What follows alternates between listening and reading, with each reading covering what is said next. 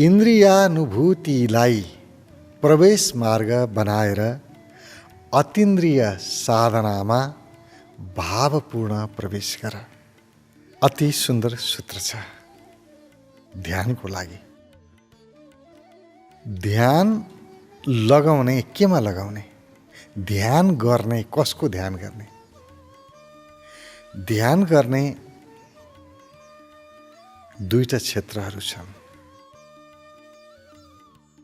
पहिलो क्षेत्र हाम्रा इन्द्रियहरूले जे जान्दछन् त्यहाँ ध्यान लगाउने। मेरा आँखाहरूले जे देख्छन् त्यसमा ध्यान, मेरा कानहरूले जे सुन्छन् त्यसमा ध्यान, मेरो नाकले जे गन्ध लिन्छ, जसरी श्वास चलिरहेको छ त्यसमा ध्यान, मेरो शरीर मैले स्पर्शको अनुभव गर्छु, शरीरमा भएका संवेदनाहरूको स्पर्श गर्छु, अनुभव गर्छु, यो अनुभवमा ध्यान, स्वाद जे आइरहेको छ मुखमा यहाँ ध्यान गर्न सकिन्छ। ध्यानको लागि यी पाँचवटा ज्ञानेन्द्रियहरू आवश्यक छन् र यिनै ज्ञानेन्द्रियहरूमा रहेर ध्यान विधि बनेको हुन्छ। कुनै पनि ध्यान विधि यी इन्द्रियहरूलाई छोडेर बनेको पाइँदैन। श्वासमा ध्यान देऊ, स्पर्शमा ध्यान देऊ, संवेदनामा ध्यान देऊ, विचारमा ध्यान देऊ। जहाँ ध्यान दिए पनि आखिरी यी इन्द्रिय जन्य नै हुन्छन्। मेरो मनमा चल्ने विचार पनि इन्द्रियहरूकै कारणले हुन्छ। केही चिज सुने, केही देखेँ, केही स्वाद लें, केही स्पर्श गरेँ, केही गन्ध लिएँ, अनि विचार चल्न थाल्छ। विचारलाई त्यसले प्रभावित गर्छ। त्यसकारण सबै विधिहरू इन्द्रियजन्य छन्। प्रारम्भमा तिनैलाई समाउनुपर्छ। जस्तो मैले मन्त्र जप गरेँ, कुनै मन्त्र जप, यो इन्द्रियजन्य नै हो। मैले मुखबाट, ओठबाट या मनबाट या इच्छाबाट जपिरहेको छु, इन्द्रियजन्य हुन् सबै। अब अर्को एउटा क्षेत्र छ, त्यो हो अतीन्द्रियको क्षेत्र, जहाँ इन्द्रियहरू रहँदैनन्। इन्द्रियहरूभन्दा पर एउटा यस्तो क्षेत्र छ जहाँ बिना इन्द्रिय पनि अनुभव गर्न सकिन्छ, जहाँ कान नभए पनि सुन्न सकिन्छ, जहाँ जिब्रो नभए पनि स्वाद लिन सकिन्छ, जहाँ आँखा नभए पनि हेर्न सकिन्छ, जहाँ नाक नभए पनि गन्ध लिन सकिन्छ, जहाँ शरीर नभए पनि स्पर्शको अनुभव हुन सक्छ, त्यसलाई अतीन्द्रिय भनिन्छ। अर्को इन्द्रिय, त्यो अतीन्द्रिय साधना सर्वाधिक महत्त्वपूर्ण। साधना गर्नु छ भने अतीन्द्रियको। तर त्यो अतीन्द्रियमा जानको लागि इन्द्रियलाई समातेरै जानुपर्छ, छोडेर सकिन्न। त्यसकारण यो विधिले के भन्छ? इन्द्रियानुभूतिलाई, इन्द्रियहरूबाट जे अनुभूति हुन्छ त्यसैलाई प्रवेश मार्ग बनाऊ। इन्द्रियका अनुभूतिलाई नै प्रवेश मार्ग बनाउनुपर्छ, त्यही बाटै प्रवेश हुनुपर्छ। इन्द्रियबाटै प्रवेश गरेर अतीन्द्रिय साधना गर। अतीन्द्रियको साधना नगरिकन त्यत्तिकै अतीन्द्रिय प्राप्त हुँदैन। अभ्यास जरुरी छ। तर त्यो अभ्यासको लागि इन्द्रियलाई समातेर अगाडि बढ। जस्तो इन्द्रियबाट व्यक्तिले साधना गरेको हुन्छ। कति मानिसहरू जप गर्छन्, ध्यानकै विधि हो जप, अति राम्रो छ। कसैले राम राम कृष्ण कृष्ण उच्चारण गर्यो, यति धेरै उच्चारण गर्यो कि अब नजपेको बेलामा पनि आफै मनमा राम राम कृष्ण कृष्ण चलिरहन्छ। मेरो मन अन्यत्र छ, मेरो जपमा ध्यान छैन, र पनि जप निरन्तर चलिरहन्छ मनमा। कति मानिसहरू यसैलाई अजपाजप भनेर भन्छन्। होइन, यो राम्रो हो, अति राम्रो हो। जब हामी कुनै मन्त्र जपिरहेका छौँ, त्यो मन्त्र भुले पनि आफै भित्र चलिरहनु धेरै राम्रो हो।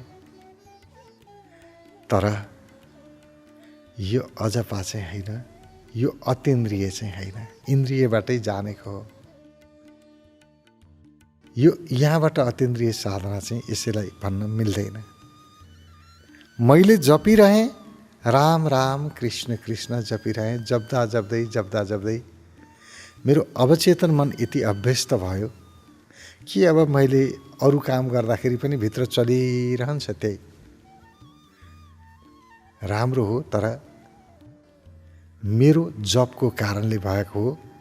मैले जपेको कारणले जे जपेँ त्यही भित्र चलिरह्यो। यो ईश्वरानुभूति होइन। एउटा अर्को क्षेत्र छ, अतीन्द्रियको क्षेत्र, जहाँ मैले जपेको पनि होइन, मेरो तर्फबाट मैले केही गरेको छैन। जे सत्य हो त्यो प्रकट हुन्छ, र त्यो सत्यलाई जान्नको लागि हाम्रा इन्द्रियहरू सक्षम छैनन्। हाम्रा पाँचैवटा ज्ञानेन्द्रियहरू सत्य चिन्न, सत्य जान्न, सत्यको अनुभूति गर्न सक्षम छैनन्। यदि सत्यको अनुभूति गर्नु छ भने अतीन्द्रिय खुल्नुपर्छ। अतीन्द्रिय खुल्नको लागि इन्द्रिय जन्य अनुभूतिलाई छोडिदिनुपर्छ। रमाइलो के छ भने फेरि त्यही समातेरै जानुपर्छ। पुरा छोड्नु, सुरुमा छोड्नु हुँदैन। सुरुमा इन्द्रियका अनुभूतिलाई नै मार्ग बनाउनुपर्छ, बाटो बनाउनुपर्छ। तर त्यो बाटो मात्रै हो, गन्तव्य होइन। त्यसलाई नछोडिकन गन्तव्यमा पुगिँदैन।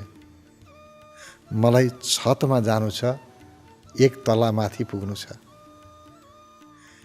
म सिँढी चढ्दैछु भने प्रत्येक खुड्किला टेक्नुपर्छ अनि छोड्नुपर्छ। ती खुड्किलाहरू, पहिलो खुड्किला, दोस्रो खुड्किला, यी खुड्किला थिएनन् भने म तेस्रोमा चढ्न सक्दैन थिएँ। तर पहिलो दोस्रोलाई समातेर बसेर माथिल्लो खुड्किलामा पुग्न सकिन्न। माथि चढ्नु छ भने तल्लो खुड्किलालाई छोड्नै पर्छ।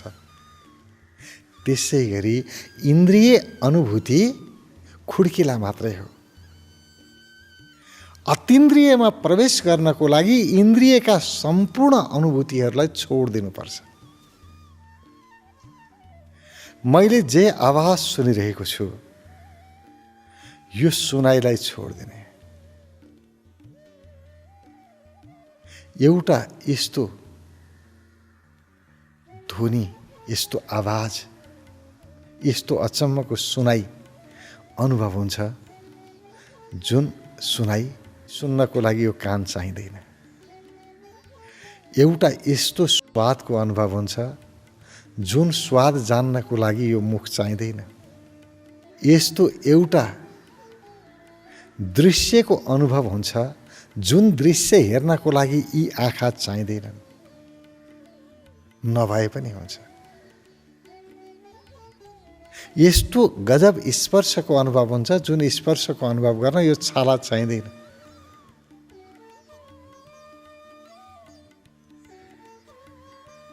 एउटा यस्तो गन्धको अनुभव हुन्छ जुन गन्ध लिनको लागि यो नाकको आवश्यकता छैन। त्यो अतीन्द्रिय, त्यो जान्ने, त्यो सत्यलाई जान्ने, त्यो हामीभित्र प्रत्येक व्यक्तिभित्र लुकेर बसेको छ। त्यसलाई जगाउनु नै साधना हो, अभ्यास हो, ध्यानको मूल उद्देश्य हो। ध्यानको उद्देश्य यो होइन कि जुन वस्तु जानिन्छन् त्यसमा ध्यान दिनु, इन्द्रियले जान्ने कुरामा ध्यान दिनु त पहिलो तह हो। सुरुमा गर्नै पर्छ। तिमी जे काम गर्छौ ध्यान लगाएर गर। जे पनि तिम्रो अनुभवमा आउँछ त्यसमा ध्यान देऊ, ध्यान लगाऊ, सजग बना, होसमा काम गर। सजगता यो ध्यान हो। सजगता आफूभित्रको बढाऊ। यो पहिलो प्रारम्भिक तह हो, यो हुनै पर्छ। यदि जीवनमा सजगता आएको छैन भने अतीन्द्रियमा प्रवेश गर्न सकिँदैन। बाहिर इन्द्रियले जान्ने विषयमै एकाग्र हुने अभ्यास गरेको छैन भने अतीन्द्रियमा एकाग्र हुनै सक्दैन। अभ्यास त इन्द्रियबाटै सुरु हुन्छ। म जे काम गर्छु ध्यान लगाएर गर्छु। खाना खाँदा खानामा ध्यान, बोल्दा बोल्नमा ध्यान, हिँड्दा हिँड्नमा ध्यान, पढ्यो पढ्नमा ध्यान। म जे काम गर्छु ध्यान लगाएर गर्छु। मेरो हात खुट्टाले जे गर्छन् मेरो मनले पनि त्यही गर्छ। जे गर्छु एक चित्त भएर एकाग्र भएर गर्छु। यसमा अभ्यास नगरिकन अतीन्द्रियमा जान सकिन्न। र यो अभ्यास गर्दा गर्दै इन्द्रियका अनुभूतिहरूमा, इन्द्रियहरूबाट, ज्ञानेन्द्रियबाट जे अनुभवमा आउँछ, अनुभूति हुन्छ, ती अनुभूतिलाई अनुभव गर्दा गर्दै त्यो अनुभूतिमा एकाग्र हुँदा हुँदै यो अनुभूति छुट्छ। एउटा नयाँ संसारको उदय हुन्छ। एउटा नयाँ आँखा, एउटा नयाँ कान, एउटा फरक मुख, जिब्रो, फरक नाक, फरक अस्तित्वको उदय हुन्छ।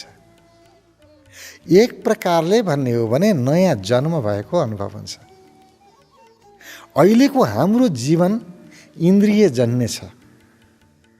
ज्ञानेन्द्रियहरूबाट जे जानिन्छ त्यसकारण त जीवन छ। जानिएन भने के को जीवन नि? मेरो हेर्ने आँखा छैनन् भने कस्तो होला संसार अनुभव गरौँ। तर हेर्ने आँखा छैनन् भने पनि सुन्ने कान छन् भने कानबाट म थाहा पाउँछु। तर सुन्ने कान पनि छैनन्। आँखा पनि हेर्न सक्दैन, कान पनि सुन्न सक्दैन। अब के हाल होला? तर पनि छामेर स्पर्शद्वारा पनि पत्ता लगाउन सक्छ। स्पर्शको क्षमता भएन भने गन्धले पनि थाहा पाउन सक्ला। त्यो पनि भएन भने स्वाद लिएर पनि थाहा पाउन सक्ला। तर स्वाद पनि छैन, गन्ध पनि छैन, स्पर्श गर्न सक्दैन, हेर्न सक्दैन, बोल्न सक्दैन।